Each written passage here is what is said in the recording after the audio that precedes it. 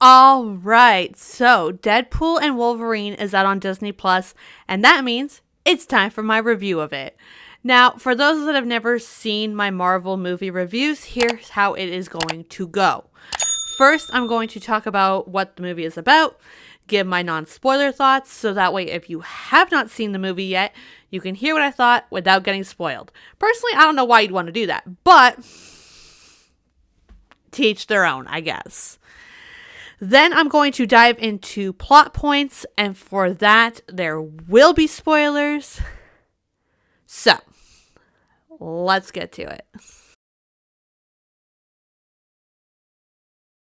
So, when Wade Wilson's home world is facing extinction, he must track down the one person who can help him save it, Wolverine! And together, the two of them must stop the threats to the world in order to protect everyone.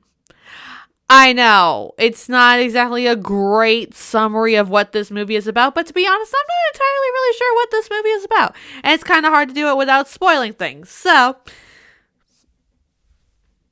this is what we got. So, for the first time, I feel pretty confident in answering this because normally when I do this, do you have to have watched this and this in order to enjoy this? It's hard because I usually have seen the previous projects, so I can never really fully figure out, confidently at least, if you can skip previous projects or if they are necessary to the viewing experience. But I can tell you right now, I have seen maybe 10 minutes, if I'm being generous, of the first Deadpool movie and cannot remember a single thing that I saw. And it's been quite a while since I have seen the X-Men movies. I've only really seen like the relatively early ones. I can't remember which one was the last one that I saw. But I know that I haven't seen them all. Like, I'm, like, aware of things that happened in them, but overall, haven't seen all of them, and it's been a while since I have seen the ones that I actually did see. So,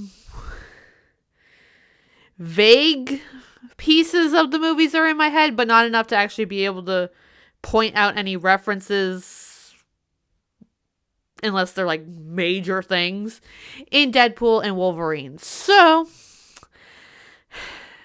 yeah. So while I think I would have understood more of this movie if I had seen, the X-Men movies and Deadpool 1 and 2, I think that this movie in particular, Deadpool and Wolverine, did a pretty good job of being a movie that you can watch without having, like, the previous knowledge of previous movies. Maybe it's because it's the first movie that sort of brings these two franchises, the Deadpool franchise and the X-Men franchise, into the MCU, that's why they kind of, did it in a way that it works without having seen the previous movies. I don't know. But I will say that I'm like 99% sure that there are moments in this movie that will hit a lot harder for the people that have some sort of history with these characters.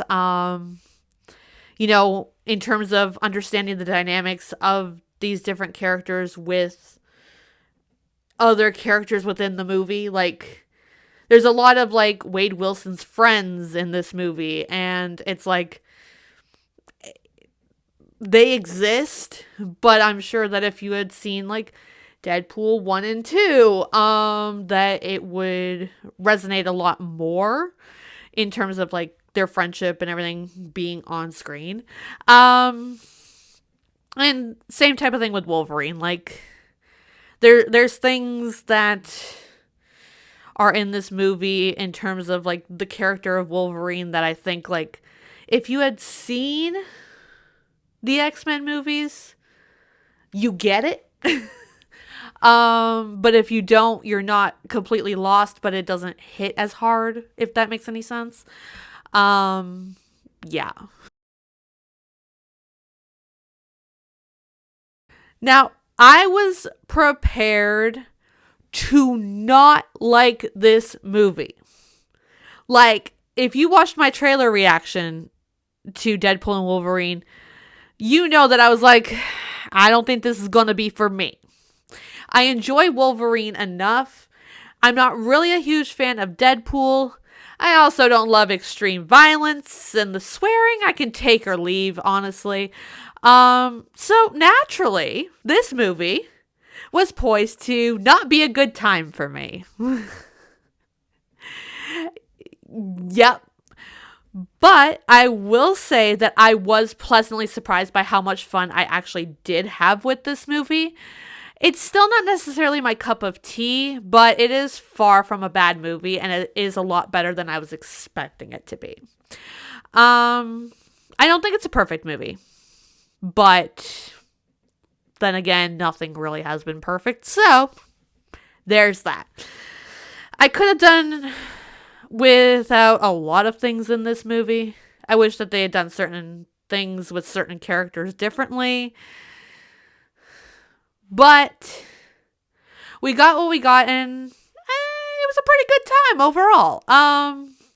The extreme violence, the swearing, the dirty jokes, like all that, it took some getting used to because it's not necessarily what I expect from Marvel as someone who has only seen projects canonically within the MCU. So that took a little bit of getting used to, but I mean, it's on par with these characters. It's on par with these movies. So I'm glad they didn't change it up. I'm glad they didn't go, the PG-13 route and like water down these characters, because I feel like that would have been worse. Like, even for someone who's not really a fan of like the Deadpool movies and the Deadpool character, it's like, I feel like even I would have been like, that's weird. That feels off. So I'm glad they went sort of like hard R with it. But that's not to say that I enjoyed those parts. They were not my favorite parts. The extreme violence, the swearing, the dirty jokes, nah, not my favorite parts. But I'm glad that they were there. Which is weird, because it's like contradictory. But you know what I mean. All right, so now I'm going to be diving into certain plot points, not all of them, but certain plot points. So if you have not seen the movie yet, go watch it, come back here to hear what I thought, or risk getting spoiled. You have been warned. We are going to be discussing spoilers.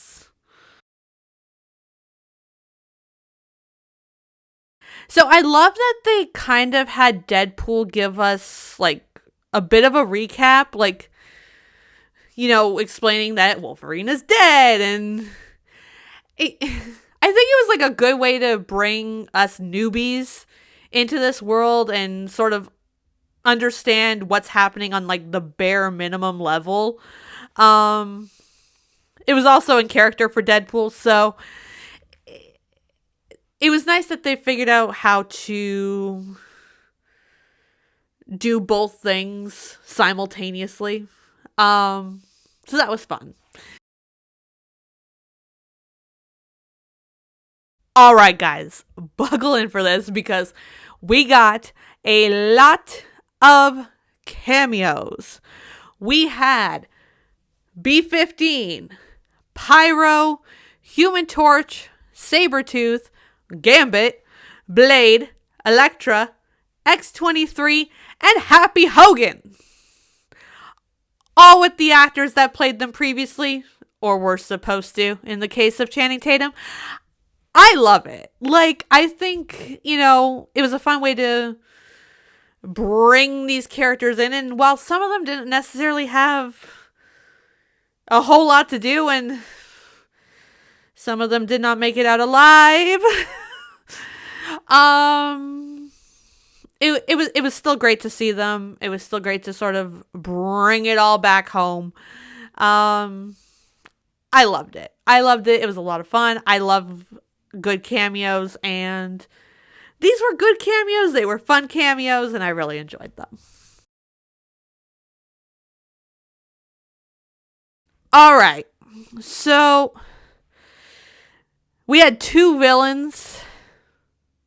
I guess maybe I should put air quotes around that. We had two villains in this movie.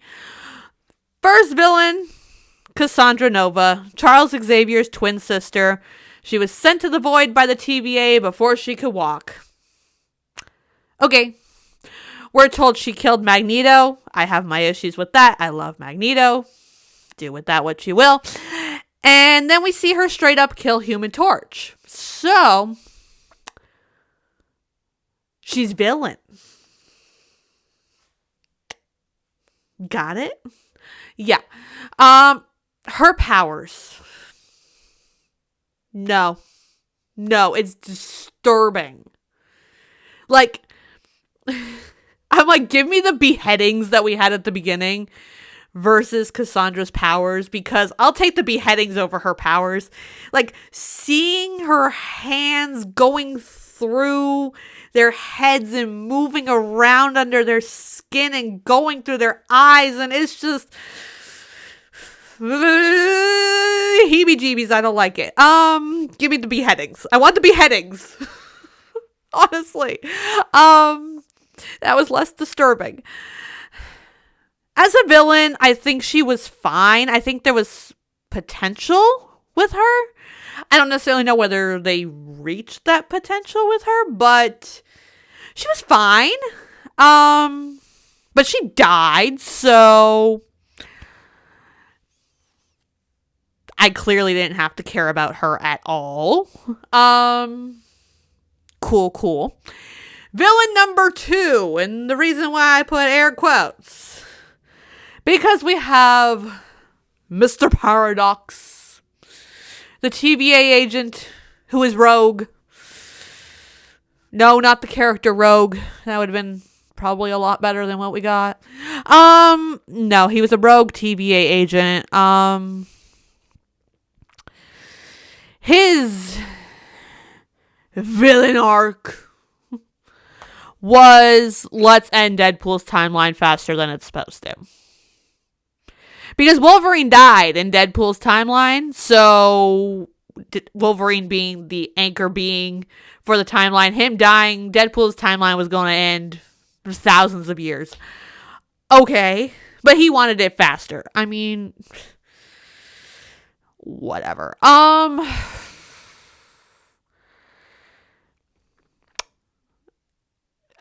I guess he, manipulated Deadpool and Wolverine to go sacrifice themselves at the end to stop Cassandra. Whatever. Honestly, this dude was lame. If I'm being honest. I'm not going to call him villain. I don't even necessarily want to call him antagonist. I just want to call him there. Because that's what he was. He was there. He caused a little bit of, problems. Minor problems. I don't care. He was lame. He was boring. He was there. He was meh. Meh. That's it. Cassandra was by far the much more interesting, the much more fleshed out, I guess, villain. But either way, both sets of villains in this movie could have been better. Like I said, Cassandra was fine. I think there was potential there. They just didn't quite reach it. But Paradox, dude, I was like, no, this ain't it. This ain't it. Alright, so I already talked about how the violence wasn't necessarily my favorite part of the movie, and I stand by that. But there were, some great moments, I guess, in the different fight scenes that we got. First up, I loved Deadpool dancing to Bye Bye Bye while also destroying the the TVA agents simultaneously. That was a lot of fun. I loved it. It was so goofy. It was so funny. I loved it. I loved it. Yeah. I also loved seeing Elektra, Blade, Gambit, and X-23 fighting Cassandra's goons. That was a lot of fun. I love these characters type thing. And I'm like, you know what? I love this. Let's see more. And I feel like we will. We got a little bit of a tease with X-23. We didn't see where Elektra, Blade, and Gambit ended up, but I'm assuming they ended up somewhere. Yeah. Another thing that I loved, which if you know me, you know that I love these like vulnerable moments with characters. So I loved seeing Wolverine's like vulnerable moment type thing when Cassandra gets in his head. I didn't love when she got in his head though. That was disturbing. But like he's essentially telling her like, I found them all dead. I found all the X-Men dead. And I love the vulnerable moments. I love that, Hugh Jackman got to sort of play this grounded moment in a movie that was so action-packed and fighty punchy and very Marvel. Yeah, that he got to sort of bring it down and play this very grounded moment. I love that. I also loved the grounded moment that he had with X-23, where he talks about why he wears the suit and everything because of the fact that, they tried to get him to join the X-Men and he never wanted to, and then they all went and died. So, yay. We have our big battle with all the Deadpools. I don't care. I genuinely don't care. The only Deadpool that I really cared about was Dogpool. And I'm glad we saved him. He was cute. I loved him. I have my own little Dogpool. Sort of. Not really. She's downstairs. But, yeah. I did not care about this crowd of Deadpools coming through the sling ring because apparently Doctor Strange was at some point in the void. I don't know. Whatever. I genuinely did not care about this fight at all. Cassandra also uses the sling ring to come on through into the real world. She has her plan. She wants to destroy all the timelines, leaving only the void. Deadpool and Wolverine must stop her. Yeah, it was cheesy that, Deadpool and Wolverine lived because they worked together. If it was only one, they would have died. But because it was both of them, they lived. It was cheesy, but it was cute, and I love that. I honestly didn't think we were going to kill any of them because I'm like, we're just bringing them in. So, we're going to kill them now? No. So I was curious how they were going to explain it. It was a weird, lame, cheesy excuse, but you know what? I enjoyed it. I love that they brought X-23 into this universe with like Deadpool and Wolverine. I love that because I loved seeing her and Wolverine earlier, like I talked about. And I hope that since she is, hanging out here with him and Deadpool, that we'll get more moments between them in the future. Here's hoping. Hugh Jackman, you're going to be doing this until you're 90. They mentioned it several times in the movie. You're going to be doing this till you're 90. Now, the credits, the end credits. I love that they had like the like old school behind the scenes in the credits, like the behind the scenes for like X-Men and Deadpool and all that. Like I loved that. That was a lot of fun. I just loved it. Now as for the post-credits scene, well, in the movie, Deadpool tells Cassandra that Human Torch said all these horrible things about her, which ultimately leads to her killing him. Well, the post-credits scene shows that he actually did say all those things about her, so justified death? Question mark? I don't know. Yeah, I mean, it was a post-credit scene. It was there. Overall, I think it was a fine movie. It's still not quite my cup of tea, but it was a lot better than I was expecting, so I'm happy about that.